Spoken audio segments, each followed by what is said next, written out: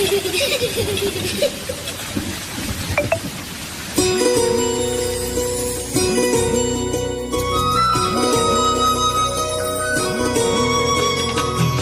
തൈ നടാം നമുക്കമ്മയ്ക്കു വേണ്ടി, ഒരു തൈ നടാം കൊച്ചുമക്കൾക്കു വേണ്ടി, ഒരു തൈ നടാം 100 കിളികൾക്കു വേണ്ടി, ഒരു തൈ നടാം നല്ല നാളേക്കു വേണ്ടി.